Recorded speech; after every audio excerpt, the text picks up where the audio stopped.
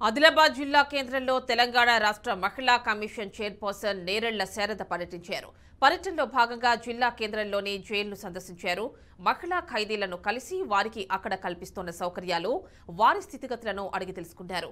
వారు చేసిన నేరం, పడిన శిక్ష తదితర అంశాలపై ఆరా తీశారు. జైలు అధికారులు మామూలు మహిళలుగా వారిని పరిగణిస్తూ మంచి వాతావరణంలో పౌష్టికాహారం అందించడంతో పాటు ఇతరత్రా వస్తువులు కల్పించడం, మంచి సత్ప్రవర్తన అలవర్చుకునేలా చర్యలు చేపట్టడంపై చైర్పర్సన్ సంతృప్తి వ్యక్తం చేశారు. టూర్లో భాగంగా ఈరోజు మహిళా ఖైదీలను కలవడం జరిగింది. ఇది నామమాత్రంగా కలిసామా అనేది కాకుండా వాస్తవంగా వాళ్ళ పరిస్థితులు, స్థితిగతులు ఎలా ఉన్నాయని తెలుసుకోవడానికి ప్రయత్నం చేశాము. కంప్లీట్ ఇంటరాక్షన్ చేయడంతో పాటుగా వాళ్లకు మెడికల్ ఎగ్జామినేషన్ కూడా చేయడం జరుగుతూ ఉంది డిఎంఎన్హెచ్ఓ గారి ఆధ్వర్యంలో. తర్వాత జైల్ సూపరింటెండెంట్ గారు ఏ రకంగా వారికి అన్ని ప్రొవిజన్స్ ప్రొవైడ్ చేస్తున్నారు అనే అంశంలో కూడా దృష్టి పెట్టడం జరిగింది.